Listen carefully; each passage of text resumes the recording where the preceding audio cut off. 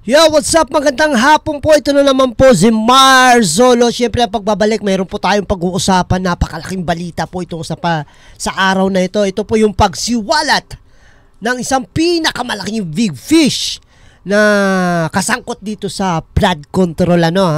Ito po si Zaldico. Umamin na po siya na ang pasimuno at pinuno ay 2 tao lamang.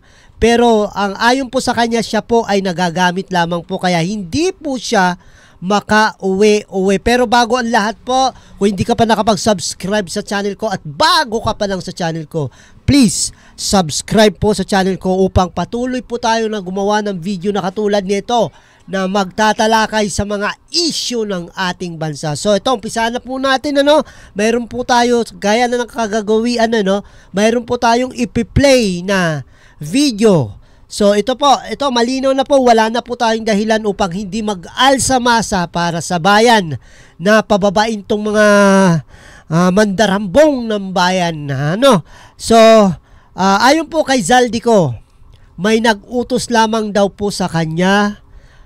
Ayon po sa kanya, ang utos ng hari ay hindi pwedeng mabali. Ayan po, so panoorin po natin, wag na natin pong patagalin para naman yung ating mga subscriber dyan matuwa-tuwa naman, dahil ito po talaga pinaka big fish. Wala na silang itatago, finish na po, wala na po silang itatago. Kaya po mga kababayan, kung kayo nangunguluntoy dyan sa gilid-gilid, magsilabas na po tayo, mag-alsamasa na po tayo. 3 araw po, 16, 17, 18. Ayan po, so ito i-play na natin. Yeba! Para sa bawat Pilipino, alam ko na buo ang galit ninyo sa akin ngayon. Nauunawaan ko rin kung bakit, lalo na at malaki ang halagang nakataya. Pero bago kayo humusga, hayaan ninyong ipaliwanag ko ang buong katotohanan.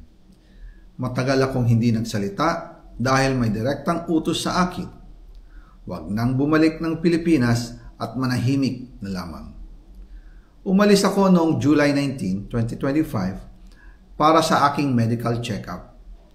Nakaplanong bumalik pagkatapos ng SONA ni Pangulo. Pero habang papauwi na ako, tinawagan ako ni dating Speaker Martin Romualdez at sinabihan, "Stay out of the country. You will be well taken care of as instructed by the President."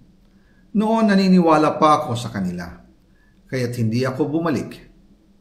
Tumikom ang aking bibig, sumunod ako, pero ang hindi ko alam, ang ibig pala nilang sabihin sa aalagaan ka namin ay gagamitin ako bilang panakipbutas sa kanilang kampanya laban sa korupsyon. Ginawa nila akong poster boy ng kanilang sariling kasinungalingan. Ngayon, hindi na ako mananahimik, ilalabas ko ang lahat ng katotohanan. May resibo, may ebidensya, at may pangalan. Nagsimula ito nung tumawag si Sekmina Pangandaman sa akin nung nag-umpisa ang BICAM process last year, 2024. Ang sabi niya, katatapos lang ng meeting nila ni Pangulo at may instructions na mag-insert or magpasok ng 100 billion worth of projects sa BICAM. At sinabi pa ni Sekmina, you can confirm with Yusek Adrian Bersamin dahil magkasama sila sa meeting ni Pangulong BBM noong araw na yon. Tinawagan ko po agad si Yusek Adrian Bersamin at tinanong ko kung may instruction nga ba ang Pangulo na magpasok ng 100 billion during their meeting. Ang sabi niya ay totoo nga po. Right after our conversation, tinawagan ko po si dating Speaker Martin Romualdez at nireport ko ang instructions ng Presidente to insert the 100 billion projects. At sinabi niya sa akin, what the President wants, he gets. After ng ilang araw, nag-set po ng meeting si Sekmina Pangandaman at Yusek Adrian Bersamin sa amin ni dating Speaker Martin Romualdez sa Aguado Building in front of Gate 4 ng Malacanang at nandun din po si Yusek Jojo Cadiz. During the meeting, binigay po ni Yusek Adrian Bersamin ang listahan na worth 100 billion.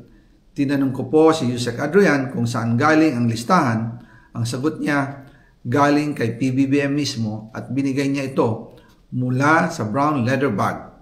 Nung sinabi po ni Yusek Adrian Bersamin, yung brown leather bag, naalala ko noong nasa Singapore kami right after the elections of May 2022 sa Hilton Hotel, kami ni dating Speaker Martin and PBBM habang pauwi at pabalik ng Pilipinas, hinabol ng PSG ang brown leather bag at ang sabi ni PBBM, maiwan na lahat, wag lang ang brown leather bag. Kaya naniwala ako na utos talaga ito ng Pangulo. Pagkatapos ng ilang araw, I informed sina dating Speaker Martin Romualdez, Sekmina Pangandaman, Yusek Adrian Bersamin, and Yusek Jojo Cadiz na kung pwede 50 billion lang ang ipasok sa program funds dahil sobra ang DPWH funds versus sa DepEd. In practice, hindi pwede na mas malaki ang budget ng DPWH kaysa edukasyon. And yung balance na 50 billion, ilagay na lang sa unprogram funds for the 2025 budget. Dahil Office of the President din ang nagre-release ng lahat ng unprogram funds. Pagkatapos ng isang araw, tinawagan ako ni Sekmina at sinabi ang mensahe ng Pangulo. Ipasok ninyo yan dahil pinangako na sa akin ni Speaker Martin yan at hindi na pwedeng baguhin. Kumbaga, ang utos ng hari hindi pwedeng mabali. Again, I informed the Speaker and asked clearance about the instructions ng Pangulo. At ang sabi niya, wala tayong magagawa. Kaya po nagtataka ako kung bakit sinasabi ni Pangulo na hindi niya makilala ang budget, samantalang lahat na binawas at dinagdag sa mga ahensya ng gobyerno ay humihingi ng approval sa kanya si Sekmina Pangandaman.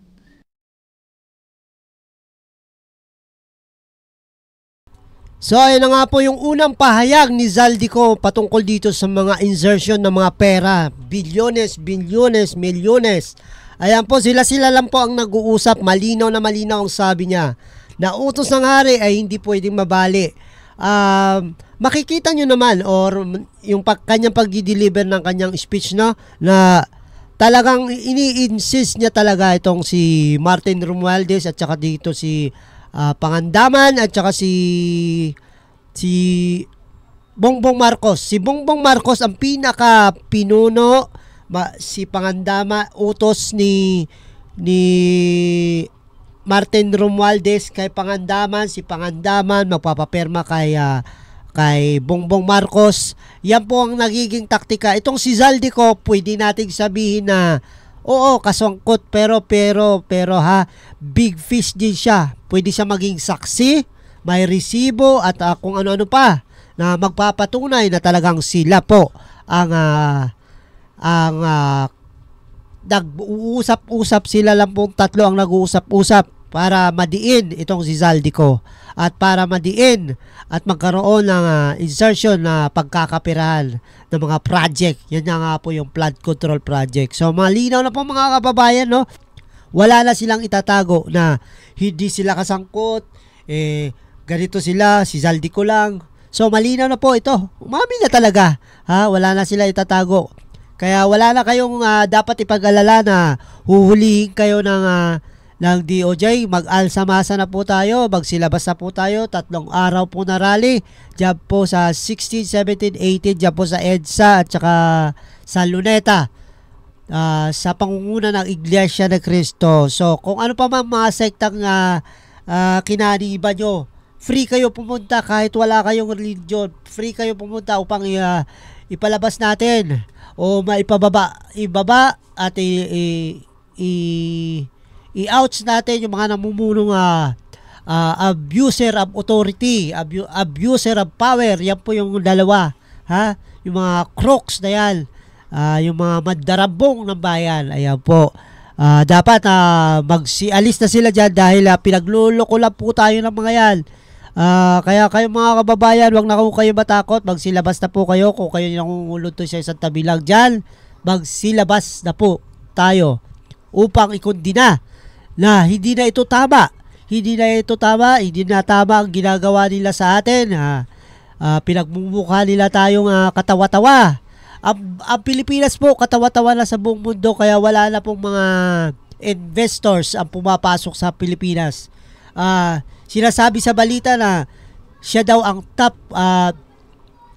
ang tawag na ito, yung pinakamagaling na nangungumbisi sa labas ng bansa. Di isa pong investors wala na po nagtitiwala sa kanya. Kaya po, lalo lang po tayo maghihirap kung ipagpapatuloy pa nila kanilang pamumuno. Kaya ano pang ginagawa nyo mga kababayan? Kasama nyo si Marsolo upang sumuporta sa gawing rally. Pupunta din po ako dahil gigil na ako eh. Gigil na ako. Hindi ko na palalapasin. Magsasalita na ako. Dito lang.